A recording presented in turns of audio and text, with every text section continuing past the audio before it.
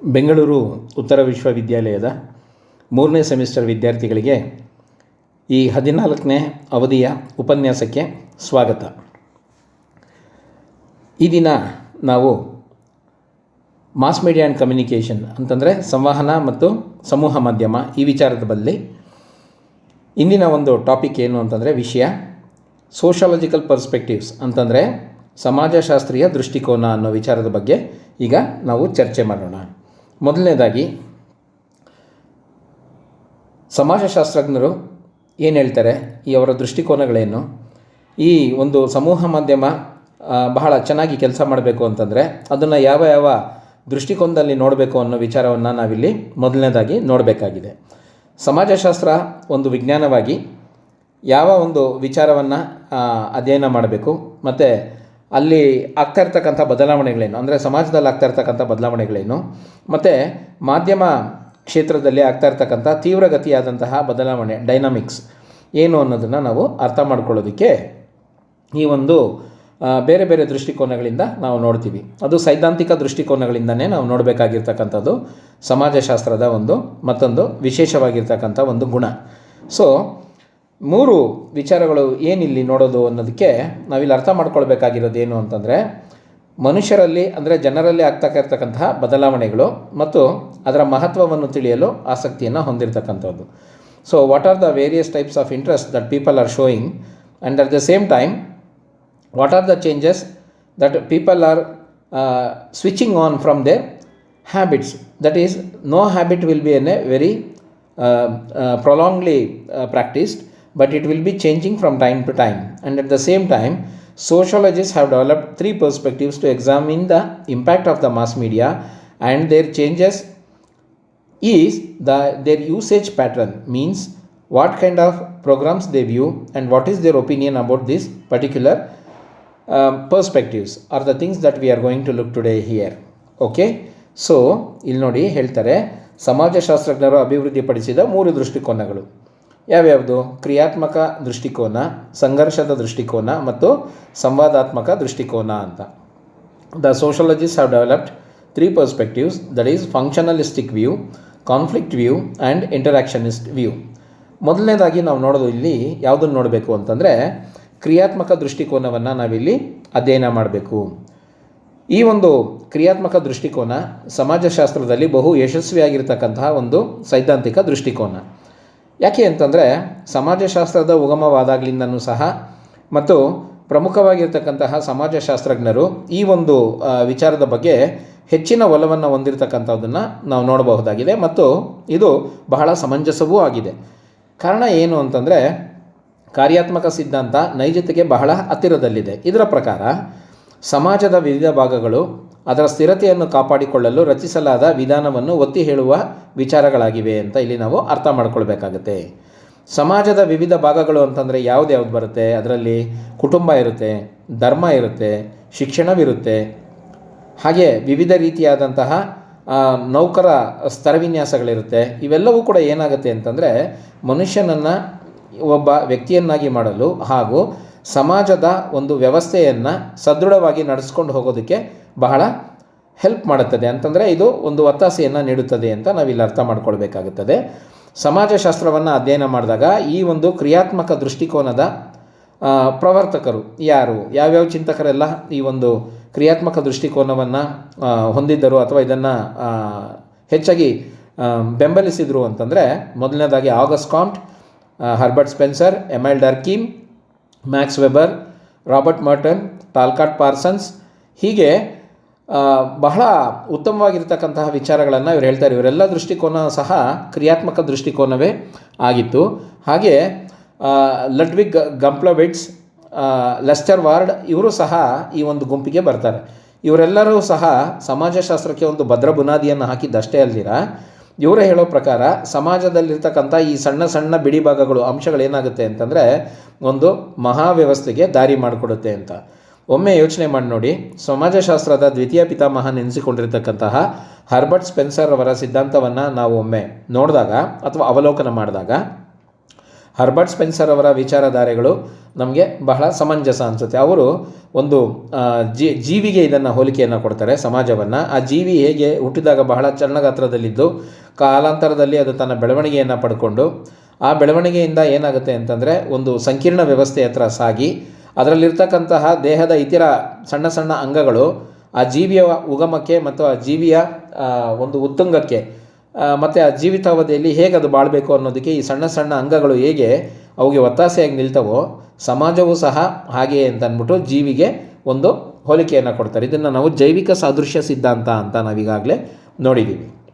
So ಈ ಕ್ರಿಯಾತ್ಮಕ ದೃಷ್ಟಿಕೋನ ಕೂಡ ಇದೇ ಥರ ಇದೆ. ಸೊ ಡರ್ಕಿಮ್ರವರು ಅಷ್ಟೇ ಸಾಲಿಡ್ಯಾರಿಟಿ ಅಂತ ಒಂದು ಹೇಳ್ತಾರೆ, ಅಂದರೆ ಸ್ಥಿರತೆ ಅಂತ. ಸಮಾಜದಲ್ಲಿ ಒಂದು ಸ್ಥಿರತೆ ಇರಬೇಕಾದರೆ ಅಲ್ಲೇನಿರಬೇಕು ಅಂತಂದರೆ ಸಾಲಿಡ್ಯಾರಿಟಿ ಇರಬೇಕು ಅಂತ ಹೇಳ್ತಾರೆ. ಸಾಲಿಡ್ಯಾರಿಟಿ ಅಂತಂದರೆ ಸ್ಥಿರತೆ ಅಂತಲೇ ಮತ್ತೆ ಅರ್ಥ ಬರುತ್ತೆ. ಸೊ ಸಾಲಿಡ್ಯಾರಿಟಿ ಅಂತಂದರೆ ನಮ್ಮ ಸಮಾಜದಲ್ಲಿರ್ತಕ್ಕಂತಹ ಎಲ್ಲರೂ ಮತ್ತೊಬ್ಬರಿಗೆ ಬೆಂಬಲವಾಗಿ ನಿಂತು ಕೂಡಿ ಕೆಲಸ ಮಾಡಿದಾಗ ಮಾತ್ರ ಒಂದು ವ್ಯವಸ್ಥೆ ಸರಿಯಾಗಿ ಹೋಗುತ್ತೆ. ಅದನ್ನು ನೀವು ಅವರ ಆರ್ಗ್ಯಾನಿಕ್ ಸಾಲಿಡ್ಯಾರಿಟಿ, ಮೆಕ್ಯಾನಿಕ್ ಸಾಲಿಡ್ಯಾರಿಟಿ ಅಂತ ಏನಿದೆ ಅದರ ಒಂದು ವಿಚಾರಗಳನ್ನು ನೀವು ಅವಲೋಕನ ಮಾಡಿದಾಗ ನಿಮ್ಗೆ ಅದರ ಬಗ್ಗೆ ಗೊತ್ತಾಗುತ್ತೆ. ಸೊ ಹೀಗೆ ಈ ಎಲ್ಲ ವಿಚಾರಗಳು ಸಹ ಈ ಒಂದು ಕ್ರಿಯಾತ್ಮಕ ದೃಷ್ಟಿಕೋನಕ್ಕೆ ಹೆಚ್ಚಿನ ಇಂಬನ್ನು ನೀಡೋದ್ರ ಜೊತೆಗೆ ಇದು ಸಮಾಜನಷ್ಟೇ ಅಲ್ಲ, ಸಮಾಜದಲ್ಲಿರ್ತಕ್ಕಂತಹ ಒಂದು ಸಮೂಹ ಮಾಧ್ಯಮ ಮತ್ತು ಸಂವಹನಕ್ಕೂ ಕೂಡ ಈ ಒಂದು ದೃಷ್ಟಿಕೋನವನ್ನು ಅಳವಡಿಸಿಕೊಳ್ಳುವುದು ಬಹಳ ಸಮಂಜಸ ಅನಿಸುತ್ತೆ. So this approach was emphasised by the early sociologist like August Comte, Herbert Spencer, Emile Durkheim, Max Weber, Robert Merton, Talcott Parsons, Ludwig Gumplowicz, and all these people said that the various small constituent parts gives rise to the total system.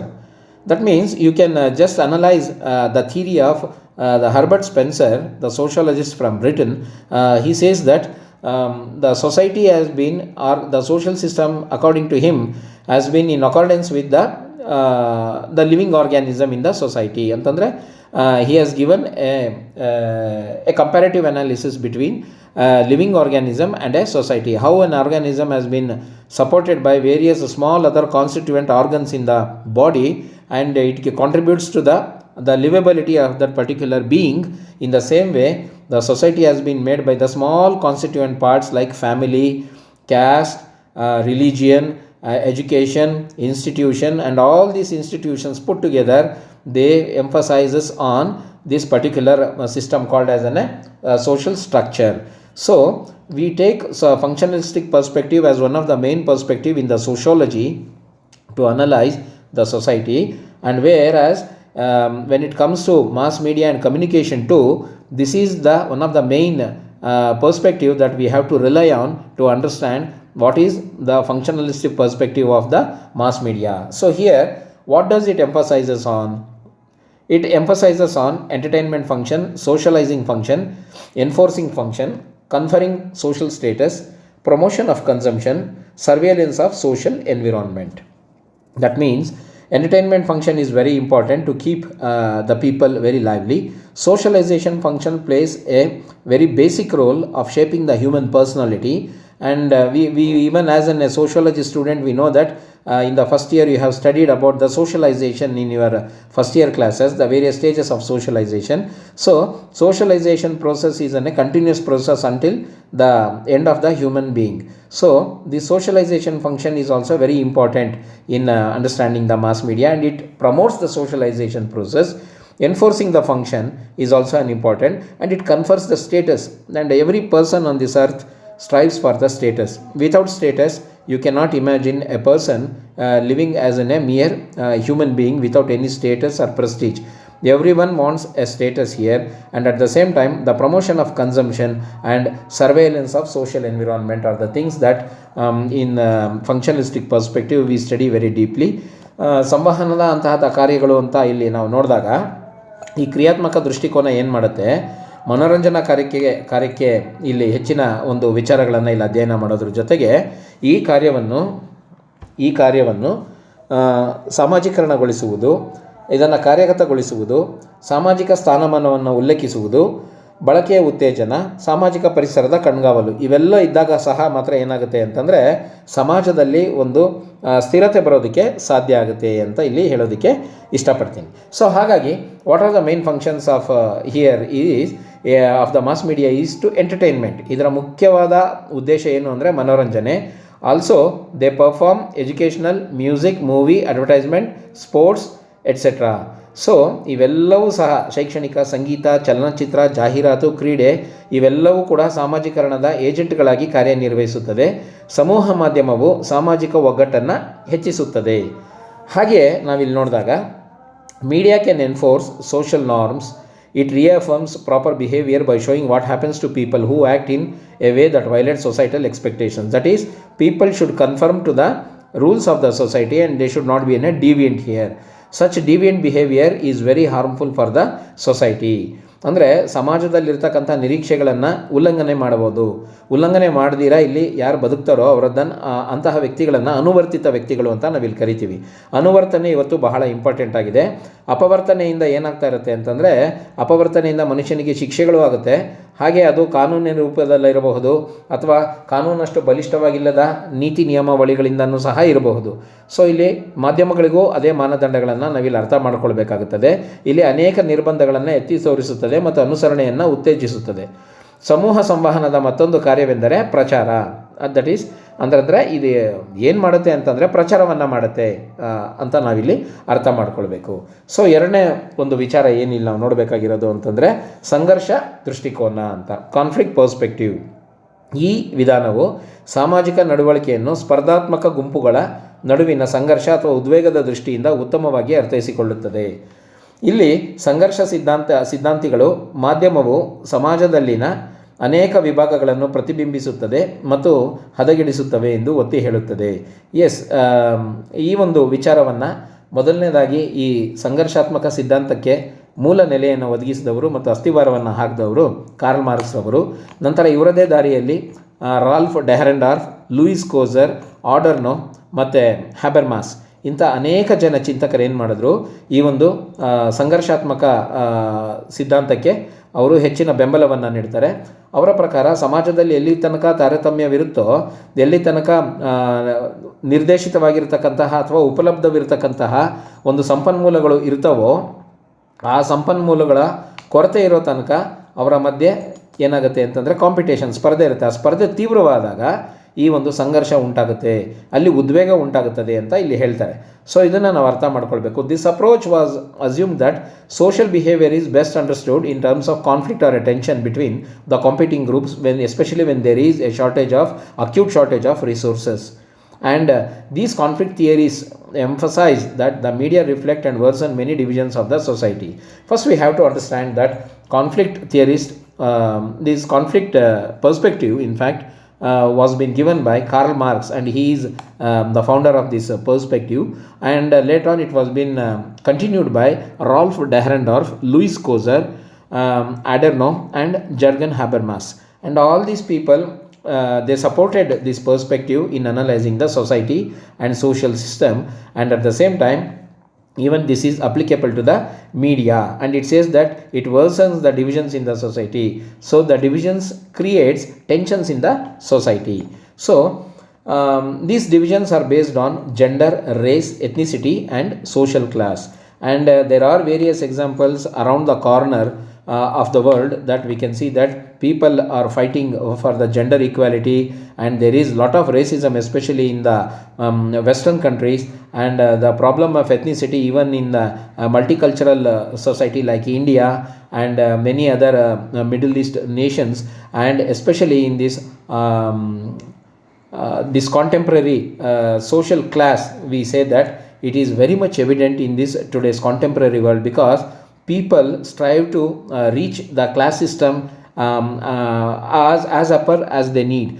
The reason is that the upper the social class, the upper the prestige and upper the social status is the thing that has been planted in their minds very seriously. That is the reason that the conflict perspective is very careful in narrating the things, and also the conflict theories point in particular that the media's ability to decide transmit through process called gatekeeping. The gatekeeping is very important. Here the things get processed and then it has been given to the people as a finished product, and we cannot just give the what you call as a raw substance to the people to consume for the consumption, because they need as something called as a censorship type of processing, editing, then it will reach as a finished product to the people in the society, for the viewers especially.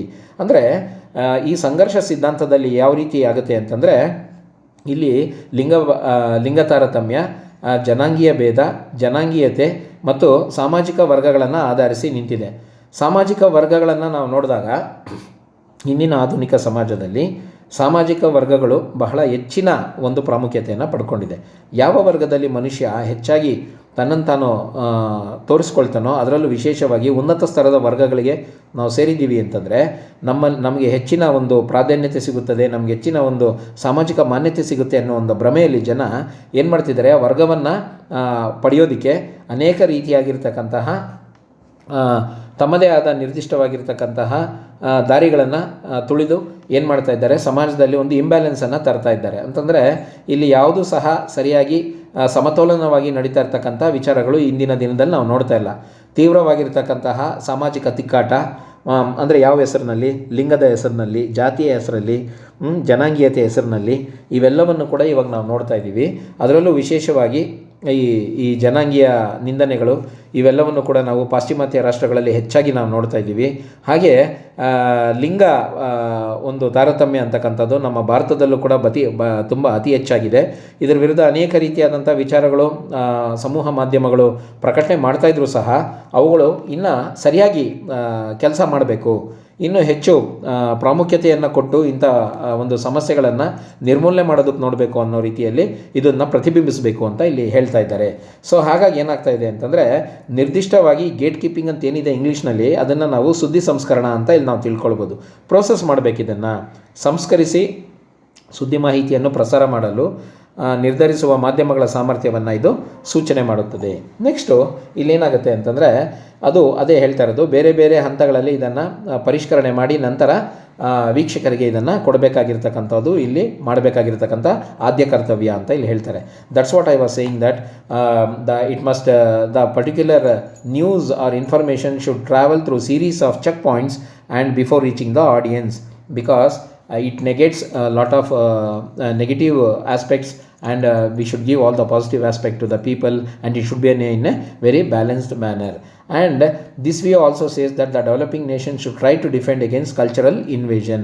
ಸಾಂಸ್ಕೃತಿಕ ತಿಕ್ಕಾಟ ಅಥವಾ ಸಾಂಸ್ಕೃತಿಕ ಅತಿಕ್ರಮಣದಿಂದ ಅಥವಾ ಆಕ್ರಮಣದಿಂದ ರಕ್ಷಿಸಿಕೊಳ್ಳಲು ನಾವು ಸರಿಯಾಗಿರ್ತಕ್ಕಂತಹ ಕಾರ್ಯಕ್ರಮಗಳನ್ನು ಜನಕ್ಕೆ ತೋರಿಸಿದಾಗ ಮಾತ್ರ, ಅದನ್ನು ಸಂವಹನದ ಮೂಲಕ ಬಹಳ ಪ್ರಭಾವಶಾಲಿಯಾಗಿ ಜನಗಳಿಗೆ ತಲುಪಿಸಿದಾಗ ಮಾತ್ರ ಏನಾಗುತ್ತೆ ಅಂತಂದರೆ, ಈ ಒಂದು ಅಭಿವೃದ್ಧಿಶೀಲ ರಾಷ್ಟ್ರಗಳಲ್ಲಿ ಒಂದು ಸಮತೋಲನವಾಗಿರ್ತಕ್ಕಂತಹ ಸಾಮಾಜಿಕ ಪರಿಸರವನ್ನು ನೋಡ್ಬೋದು ಅಂತ ಇಲ್ಲಿ ಸಂಘರ್ಷಾತ್ಮಕ ಸಿದ್ಧಾಂತದಲ್ಲಿ ಮಾರ್ಕ್ಸ್ ಇರ್ಬೋದು, ಡೆಹ್ರೆಂಡಾರ್ಫು, ಕೋಸರು, ಹ್ಯಾಬರ್ಮಾಸು ಇಂಥವರೆಲ್ಲ ಬಹಳ ಹೆಚ್ಚಾಗಿ ಇದ್ರ ಬಗ್ಗೆ ಮಾತಾಡಿದ್ದಾರೆ. ಹಾಗೆಯೇ ಸ್ತ್ರೀವಾದ ಸಹ ಇಲ್ಲಿ ಈ ವಿಚಾರಗಳ ಬಗ್ಗೆ, ಈ ಸಂಘರ್ಷಗಳ ಬಗ್ಗೆ ತಮ್ಮ ಅಭಿಪ್ರಾಯವನ್ನು ಹಂಚಿಕೊಳ್ಳುತ್ತೆ. ಸ್ತ್ರೀವಾದವು ಸಹ ಒಂದು ಹಂತದಲ್ಲಿ ಈ ಸಂಘರ್ಷ ಸಿದ್ಧಾಂತದ ವಿಚಾರಗಳನ್ನು ತಮ್ಮಲ್ಲಿ ಸೇರಿಸ್ಕೊಳ್ತಾರೆ. ಅಂದರೆ ಅವ್ರು ಹೇಳ್ತಾ ಇರೋದು ಕರೆಕ್ಟ್ ಇದೆ ಅಂತ.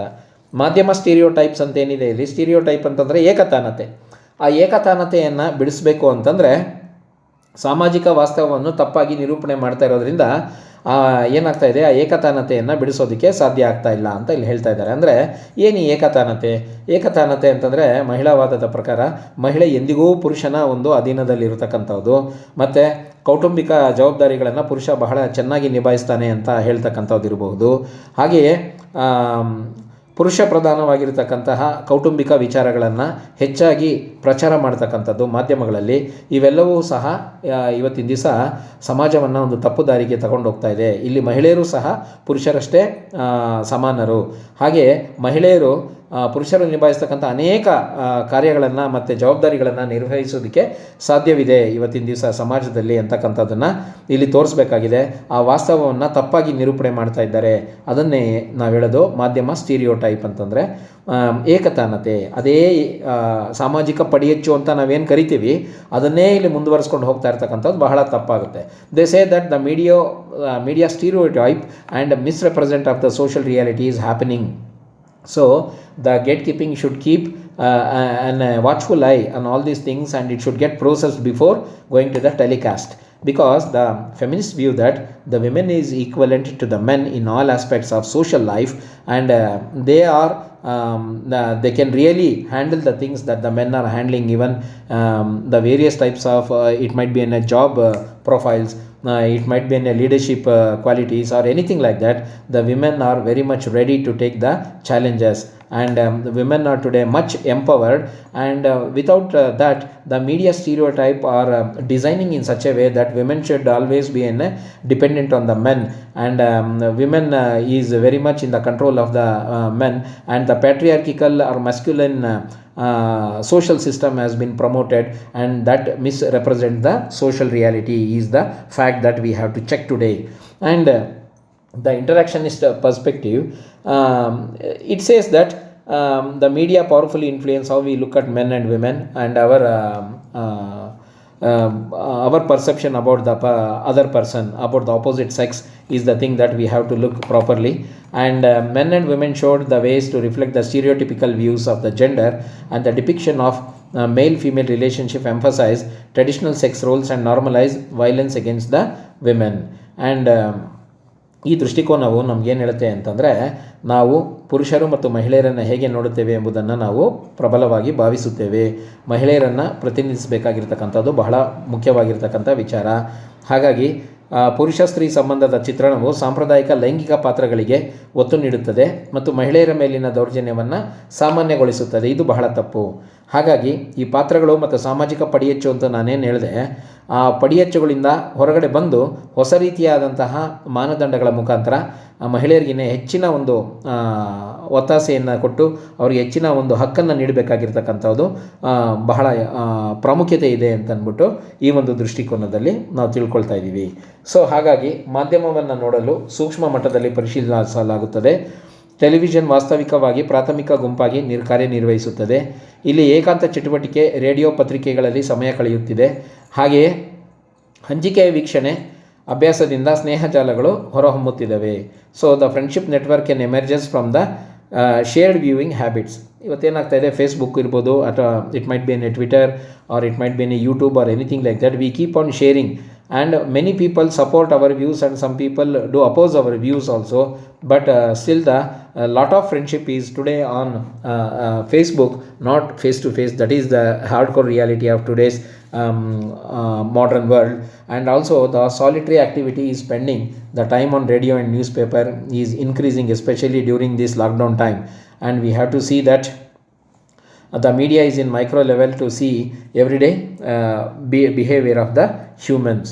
And apart from that we have some MCQs today. ಅದು ಬಿಟ್ಟು ಇವತ್ತು ಬಹು ವಸ್ತುನಿಷ್ಠ ಪ್ರಶ್ನೆಗಳು ಒಂದಷ್ಟಿದ್ದಾವೆ ನಮ್ಮ ಮುಂದೆ ಈ ಪಾಠದ ಆಧಾರಿತವಾಗಿ. ಮೊದಲನೇ ಪ್ರಶ್ನೆ ಏನು ಹೇಳುತ್ತೆ, parts of society are structure to maintain its stability. ಸಮಾಜದ ವಿವಿಧ ಬಿಡಿಭಾಗಗಳು ತನ್ನ ಸಾಮಾಜಿಕ ವ್ಯವಸ್ಥೆಗೆ ಒತ್ತಾಸೆಯನ್ನು ನೀಡುತ್ತವೆ ಅಂತ ಹೇಳ್ತಾ ಇದ್ದಾರೆ. ಯಾವ ಒಂದು ದೃಷ್ಟಿಕೋನ ಇದನ್ನು ಹೇಳುತ್ತೆ ಅಂದರೆ ಕ್ರಿಯಾತ್ಮಕ ಸಿದ್ಧಾಂತ ಇದನ್ನು ಹೇಳುತ್ತೆ, ದೃಷ್ಟಿಕೋನ ಅನ್ನೋದನ್ನು ಇಲ್ಲಿ ನಾವು ನೋಡಬೇಕು. ನೆಕ್ಸ್ಟ್ ಏನಾಗುತ್ತೆ ಅಂತಂದರೆ ಎರಡನೇ ಪ್ರಶ್ನೆ, the obvious function of mass media. ಸಮೂಹ ಮಾಧ್ಯಮದ ಪ್ರಮುಖವಾದ ಕಾರ್ಯ ಯಾವುದು ಅಂದರೆ ಆನ್ಸರ್ ಡಿ, ಮನೋರಂಜನೆ, ಎಂಟರ್ಟೈನಿಂಗ್.